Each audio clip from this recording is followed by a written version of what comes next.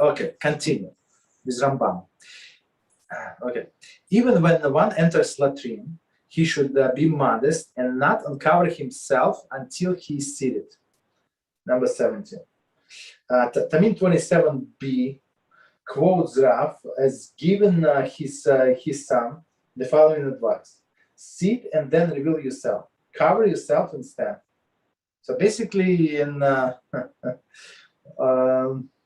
you can see like I mean, you go to the restroom in an office or somewhere wherever you work, and you have two stalls next to each other, so you see exactly. I mean, of course there are walls, but you understand exactly how people behave there. Some of them, they would even standing, they would undress like completely. Okay. So that's not proper way, as we said. He should not wipe himself clean with the right hand. That's also Shulchan Aruch. Okay, so commentary is why. What is the problem with right hand? Since the right hand is used to tie tefillin. It's from Bracha 62a, and is given priority over the left hand regarding the service in a temple. Zavachim 24a. And installation of ceremony of the Kohanim. Right. So basically, when person goes number two in the restroom, right? So he has to wipe himself with the left hand. With the left hand, and plus, I'm not sure if we're going to see, but we learn it in our Kitzur and in the Shulchan Aruch. So in our Kitzur class we learn. So, and not to use the middle finger, right? We also said that because the middle finger you use for to tie this to that filling around, okay? And plus the right hand was used in a temple service. So basically, the Kohanim who are lefty is not good, right? So they would not be able to serve in a temple. I mean, to bring sacrifice. Maybe other jobs they would be able to do, but other jobs are, but not the temple service actually. Okay. Continue. And other ritual manners. It is not proper to be used for this function. So meaning do with left hand. Many authorities maintain that this restriction only applies when one is cleaning oneself with one hand alone, but not when he uses toilet paper. Okay. So I'm not sure about toilet paper. Okay, but okay, that's what they say. But I think we're still going. Even with toilet paper, we still use the left hand, not the right. Okay, 71. Continue. He should stay away from all others. He should stay away from all others and enter the chamber beyond the chamber. Right? A cave is in a cave and relieve himself. Okay, so 72. So what does it mean? In Brachas 62b. Derive this law from Shmuel 24:3, description of behavior of King Shaul. Though it is forbidden to delay relieving oneself, Hilchot Ma'achlot Asurot. Interesting. Our sages did not give these prohibitions precedence over the dictates of modesty. Shulchan Aruch Harav 3:11. Okay, very interesting. So basically, many laws of modesty we learn from Shaul, right? It's a famous story when he went to the cave to relieve himself, and then he went to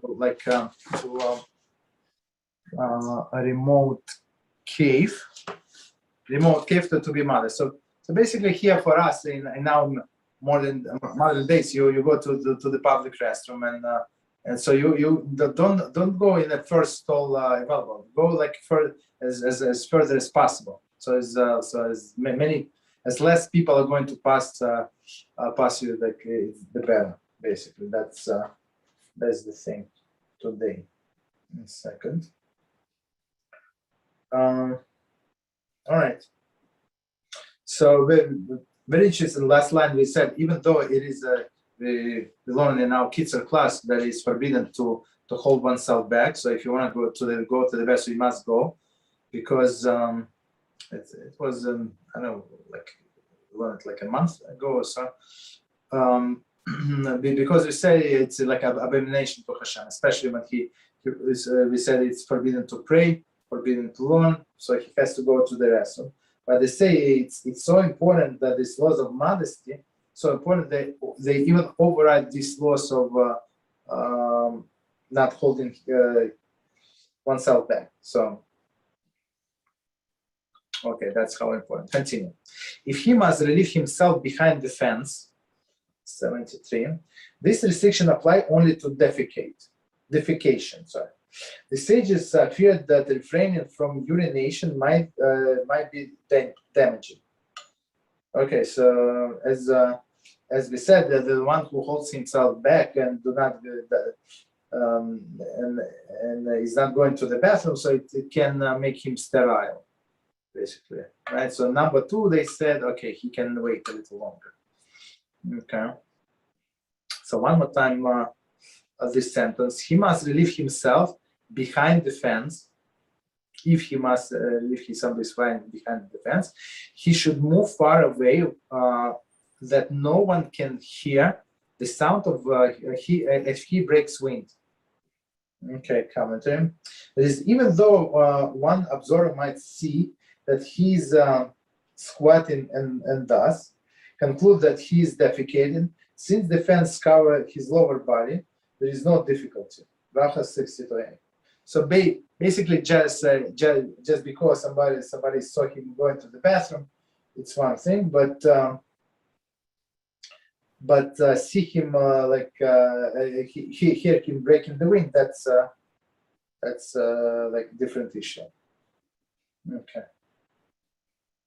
So I think, like practical speaking, like today, so if you go and you work in the office or wherever you're working, so if 2 of you go into the restroom, so let him go first and wait a few seconds. So basically, if you need to go, number 2, so you would not know who is next to you in the stall. Basically, that's the thing I think that we can do today. Okay. So continue. If he must relieve himself in an open area, he should be far enough off so that no one can see him burning himself. So someone in a field. Right. So okay. So commentary.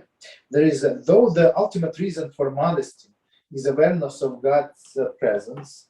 There is also a dimension of modesty which implies respect to one's fellow man and restraint from revealing one's body, embodied function in his presence.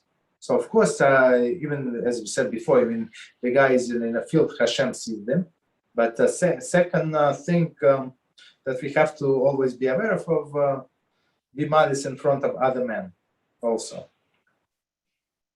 So if he's in a field, like that we understand he has no choice, it's not like he can do something about it, but just position himself so not everybody can see him. Basically. So Rav Reuben always talks about the whole issue with the mikvahs, and unfortunately the problem is people just don't. People don't even realize it. And it's as if it's okay. And like all the mikvahs, for example, in Toronto that I've been to, I mean, unfortunately, I don't know if there is. In fact, I don't even know if there is actually a mikvah where they don't behave how they behave. You know what I'm trying to say? For the men, I'm saying. You know? Yeah. I heard the same lecture. I know for people who didn't hear. So he said sometimes people they walk around naked and they do push-ups and they like it's not normal what people do. I mean, okay. Yes, I mean I'm not sure why. Just so Isha is right 100%, and that's what Rambam is saying. Just because there are people, because they're guys, and they would not see anything new, right? Just see somebody else naked. Still, it's not proper. It's not proper. Yeah, Rabbi, religious people there. You know, religious as much they know and they everything, and then I see them like that. Wait, you didn't learn this halachah, like. Anyways, That's I the like to problem. go. I like to Yeah. go like 4:30 in the morning to go to the mikveh. Nobody's there, Yeah. and that's it. yeah. That's exactly what Rambam is saying. So go early in the restroom. So we're talking about public restroom. So go early in the morning and late at night. And then, like, maybe it's inconvenient for you, but it's actually for the monasteries, absolutely it's better. So when nobody's there. But yeah, but this mikveh is okay. And okay, so continue. Okay, so continue. And then the next sentence, it's a big issue with everybody. So one should not speak while relieving himself, even if there is a great need. So commentary is Brachas 62a states that modesty and silence are appropriate for the latrine. Right? Sanhedrin 19a states that women are allowed to speak in a latrine to prevent men from entering. So when they say latrine, the way I understand latrine is some kind of like beyond the city limit, and it would be surrounded by some kind of fence. I think the way I understand it was like women areas separate from men's, but basically there are no signs, no lights, nothing, right? So. And believe it or not, so our rabbi said that you are actually allowed to take tefillin with you. So you're doing number 2 and you take tefillin with you. Why? Because otherwise it might be stolen. Of course, it has to have a double covering. That's there is no question asked, but you can take it with you. So that in this latrine, so women could talk to each other. So why would men would not enter? Okay. And today, men, like I've been working many years in the office. So men, like it's not like around like educated people, right? They would do number 1, standing next to each other and talk like it's normal. Like I was like, it's so disgusting, Like I would more if somebody was trying to talk to me, I just motion that I don't talk in the restroom, so I would wash my hands, go outside, wait for this guy, and then apologize, explain that we don't talk in the restroom. So like people like, what is the problem? Why should we waste this time? When next time you're going to see this guy coming from this side of the office, I'm coming from that side of the office. So sometimes like people I work in a big office, so sometimes you don't see somebody for months. Because where you would meet in a coffee room or in the men's room. So, and I try to start the conversation. Okay, so continue. So Rambam said, that's not what we do. So one more time, one should not speak while relieving himself, even if there is great need, or like you coming into men's room and two guys are standing there and speaking like you normal. It's such a small place. Just go out. Why do you need to smell this thing? Just go out and speak like as much as you want. Just as he conducts himself with modesty while in latrine by day, he should also do so at night. 77 commentary. In Brachas 62a. Since the modesty is practiced out of the awareness of God's presence, there's no difference between them day and night.